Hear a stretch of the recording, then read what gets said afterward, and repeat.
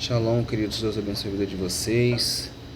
Passando aqui da tarde, da noite, do lado de fora daqui de casa, para passar o capítulo 15 de 1 Coríntios, né? E a gente tem muita coisa interessante. Muita coisa interessante para a gente ver, porque assim, se o capítulo 13 de 1 Coríntios fala do amor, né? O grande capítulo do amor, o capítulo 15 seria o grande capítulo da ressurreição, né? E aparentemente ali em Coríntios haviam pessoas que não estavam crendo na ressurreição, né? E isso era uma opinião muito comum no meio grego, né? A gente vê, por exemplo, os atenienses, eles estavam zombando de Paulo quando ele falou a respeito da ressurreição de Jesus. A gente vê isso lá em Atos, no capítulo 17, versículo 31 e versículo 32, né? Então, assim, muitos gregos do pensamento grego, e a gente herdou muita coisa do pensamento grego, por isso que a gente às vezes discute um pouco de religião, né? Mas a gente herdou muito esse pensamento grego, por exemplo, do dualismo, de dividir as coisas entre preto e branco. Não existe nada entre essas cores, por exemplo. Aquela coisa tipo assim, só existe o certo e o errado, não existe nada que esteja no meio, né? Mas muitos gregos, eles consideravam que o corpo ele era maligno, que o corpo era inferior, né? E que o corpo era indigno da vida eterna, tá? Então eles acreditavam sim na imortalidade da alma, mas o corpo eles achavam que não havia possibilidade de ressurreição. Então o cristianismo vem com um paradigma no mundo grego que infelizmente depois o mundo grego absorveu e acabou incluindo muita coisa dentro da fé cristã, tá? E isso a gente acaba discutindo. Mas Paulo, ele logo no versículo 1 e 2, ele fala: irmãos, agora eu preciso lembrá-los das boas novas. Então, Paulo vai pegar a questão da ressurreição e vai colocá-la dentro do contexto do evangelho. Porque a crença da ressurreição é um componente indispensável. Ele não é um assunto secundário. A gente sempre fala aqui nos vídeos que o mal do crente é querer morrer e ir para o céu. Não, o crente tem que querer ressuscitar.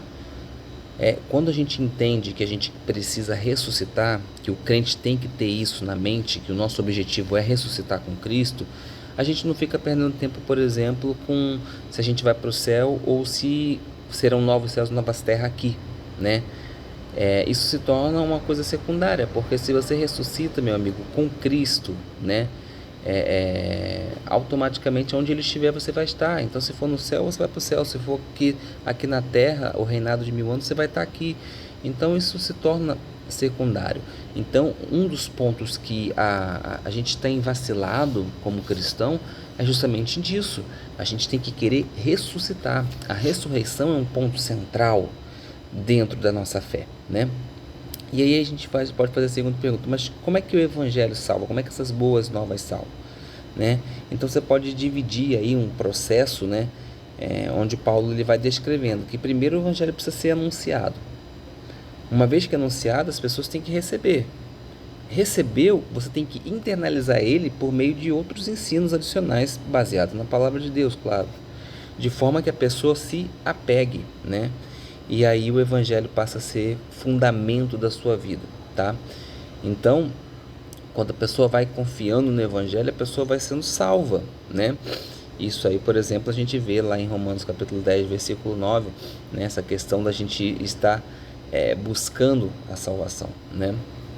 E se você respeitar, né, essa condição de você se apegar à mensagem que Paulo anunciou, né? E você não mudar o rumo dela, adotando supostas boas novas, né, outras práticas, outros evangelhos, né, você vai encontrar o caminho correto.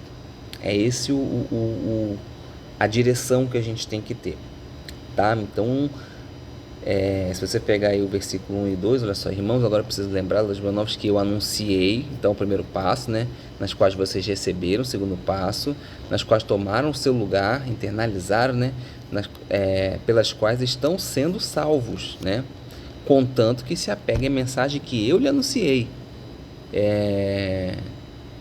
Se não fizerem, vocês terão confiado em vão, né? Então, Paulo deixa esse caminho aí, essa direção para a gente, tá? E a essência do Evangelho, pessoal, ele está baseado aqui nesse capítulo 15, no versículo 3 e no versículo 4. Então o versículo 3 diz: entre as primeiras coisas que lhe ensinei e que vocês receberam está a seguinte: o Messias morreu por nossos pecados, de acordo com o que diz a antiga aliança, ou Tanakh. Eu não sei como é que está escrito na sua Bíblia. Na Bíblia está escrito Tanakh, que representa a antiga aliança, né? E ele foi sepultado e ressuscitou o terceiro dia, de acordo com o que diz o Tanakh, né? O Antigo Testamento. Então, esses dois versículos, eles dão a essência do que é o Evangelho, né? E cada um dos pontos centrais desse Evangelho, dessas boas novas, né? Desse anúncio da nova aliança, está mencionado nas escrituras hebraicas, está mencionado dentro da Bíblia, tá? Então, o Messias morreu pelos nossos pecados, né? Para a gente começar a contextualizar, né? Em primeiro lugar, por causa dos nossos pecados em si, nós não somos retos diante de Deus, né? A Bíblia diz que seus pecados é que fazem a separação entre você e o seu Deus. Isaías 59 diz isso, né? Em segundo lugar, a penalidade para aquele que peca é a morte. Você tem ali Gênesis capítulo 2, versículo 17, que deixa isso claro para a gente. Romanos 6, 23 também deixa claro isso para a gente. E em terceiro lugar, né, apenas a morte de algo ou de alguém sem pecado pode expiar o pecado. Então, sim, num primeiro momento a gente teve ali a morte dos animais, né, e sacrifícios que acabaram sendo institucionalizados, né, se tornaram aí uma forma, né, de lá nos rituais do tabernáculo, do templo. Só que os sacrifícios animais, eles eram eficazes durante só um tempo, né? A gente sabe disso porque Hebreus capítulo 9, versículo 10, ele deixa isso bem claro pra gente, né? O capítulo 9 e o capítulo 10 todo deixa bem claro isso pra gente, né? Então era necessário que um ser humano morresse, né, para expiar o pecado humano. Só que esse ser humano, ele tinha que ser sem pecado, né? A gente vê, por exemplo, Abraão, ele ia sacrificando Isaac ali, só que se ele sacrifica Isaac, Isaac era pecador. A morte de Isaac não beneficiaria ninguém. Ele é um pecador igual o resto de nós, né? Só que quando você tem a morte de um Messias, do ungido, que é sem pecado, né, e ele morre pelos nossos pecados, isso tem um valor, né? Isso é algo diferenciado, né? E Isaías capítulo 52, versículo 13, até Isaías 53, 8, profetiza sobre isso, sobre a morte, né, do ungido, né? Então o Messias morreu por nossos pecados, de acordo com o que diz o Tanakh, o Antigo Testamento, como o próprio Paulo disse. Outra coisa importante é que ele foi sepultado, como foi predito em Isaías 53, 9, né? E por que isso se torna parte essencial do Evangelho? É porque ele mostra que foi um ser humano que morreu de verdade, né? Se fosse um ser endeusado, algo que tivesse, se fosse diferente de um ser humano, se não fosse um ser humano, né, não precisava de ressuscitar, entendeu? Não precisava de ressurreição para ele voltar a viver. Jesus morreu. Ele morreu e ele foi ressurreto.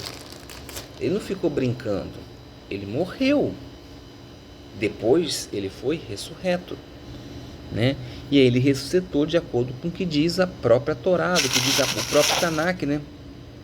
Tanto na Torá, Levítico 23, versículo 9 a versículo 15, nos profetas, Isaías 53, né? No Salmo 16, e você pega Atos capítulo 2, 25 a 32, e por aí vai, né?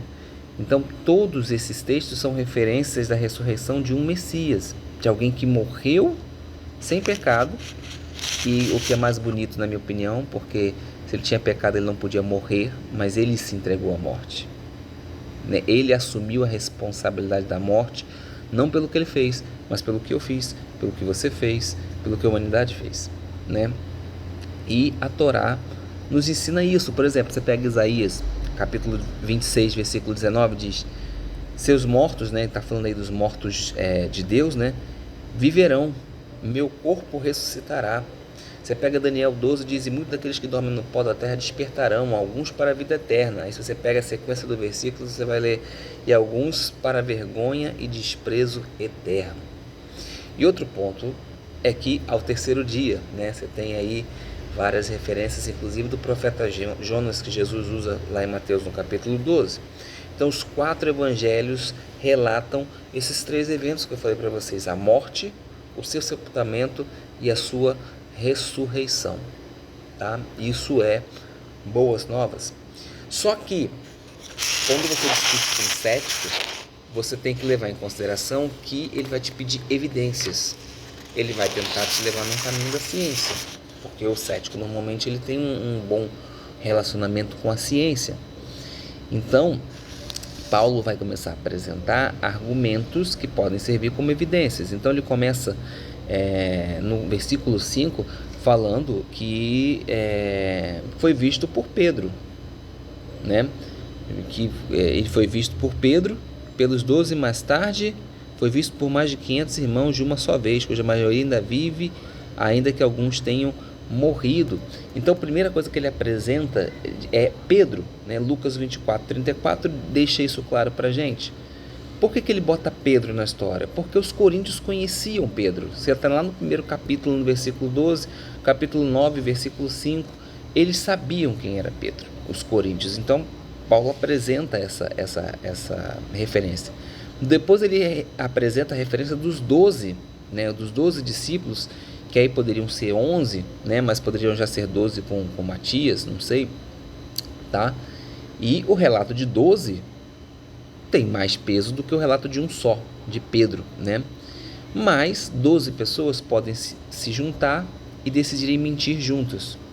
Mas aí Paulo apresenta outra evidência: mais de 500 irmãos de uma só vez, cuja maioria ainda vive. Então, por exemplo, 25 anos depois de todos os eventos, mais ou menos esse texto foi escrito mais ou menos 25 anos depois do evento da ressurreição, ainda haviam pessoas que estavam vivas, né? Então, se a gente for chutar uma estatística bem lá para baixo, pelo menos metade dessas pessoas ainda estavam vivas, né? Então 250 pessoas aí, que é metade de 500, podiam dar um relato de primeira mão de que viram Jesus ressurreto, né? Então, se a gente for parar para pensar, é completamente inconcebível que 500 pessoas se reúnam para conspirar, né? Contra de maneira que tentem uma mentira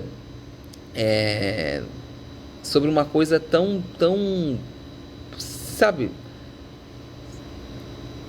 tão pesada, né? Vamos dizer assim, tão difícil, tá? Então 500 pessoas é meio complicado. Então, cientificamente, inclusive, por essas razões e outras, a ressurreição de Jesus pode ser reconhecida como um fato histórico, né? Objetivo.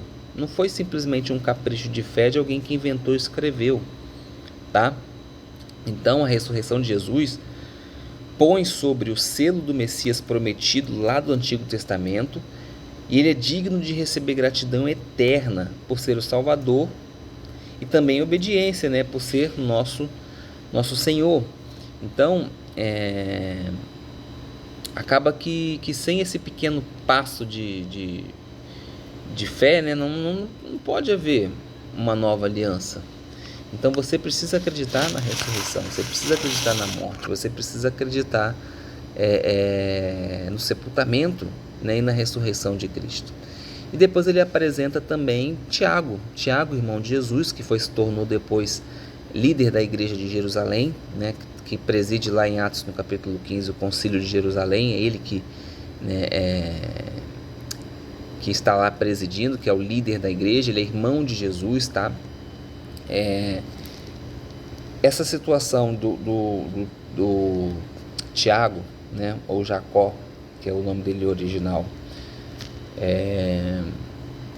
ter visto, né, Jesus, não é relatado em nenhum lugar do Novo Testamento, tá? Tem num livro apócrifo, tá, que é o Evangelho aos Hebreus, que consta essa informação, mas Paulo traz essa informação dentro de Coríntios, o que valida esta parte do texto do Evangelho de Hebreus. Não significa que todas as partes vão estar corretas, mas esta parte está porque já está dentro da Bíblia Sagrada, né? E depois ele termina dizendo que foi visto por ele, tá? Pelo próprio Paulo. Só que Paulo não encontrou Jesus naquele primeiro encontro lá de Atos, no capítulo 9, não, tá? Ele vai ter esse encontro mais posteriormente lá em Atos, no capítulo 22, tá bom?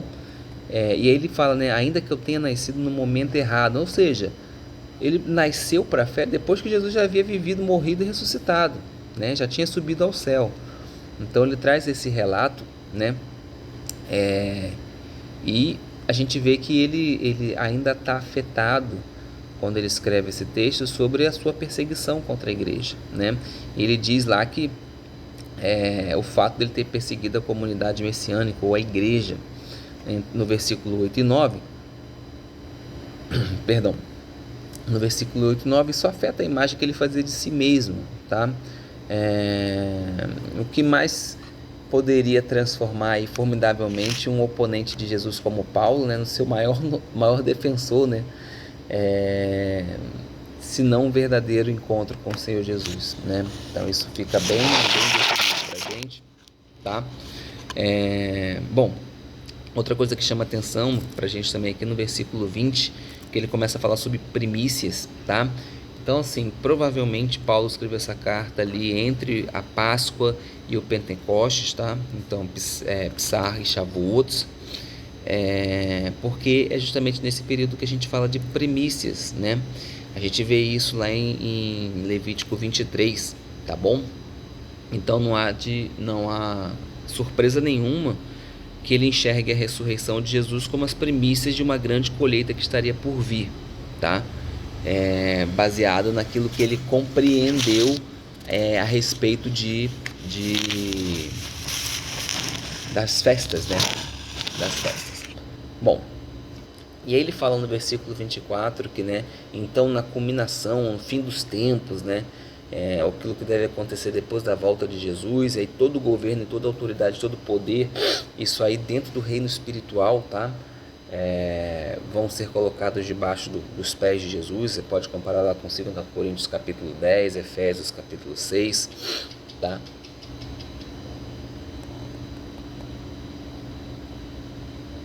Você ter ouvido alguém batido. Então, tudo isso vai acontecer, tá? Bom, versículo 27 e versículo 28 diz assim pra gente: pois ele porá todas as coisas em sujeição debaixo dos seus pés.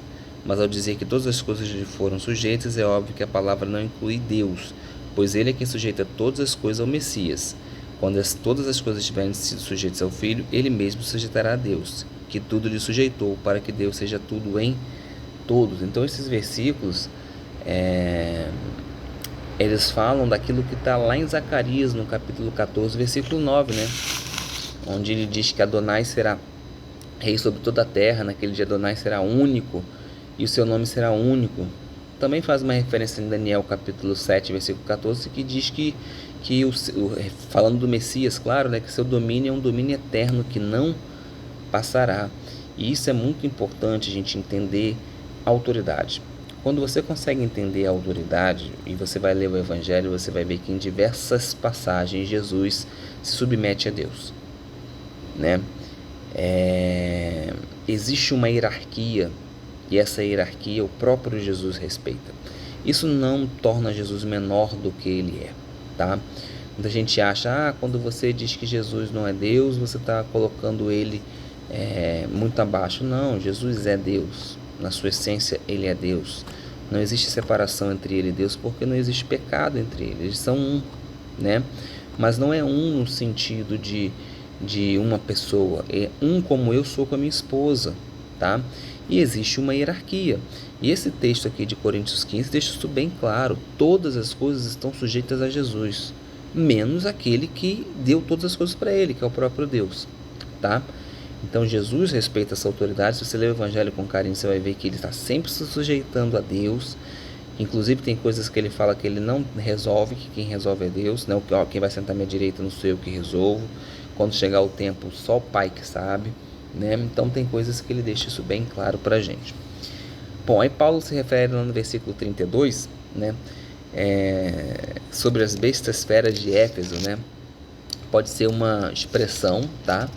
Figurada para oponentes difíceis, como por exemplo lá em Atos no capítulo 19, tá?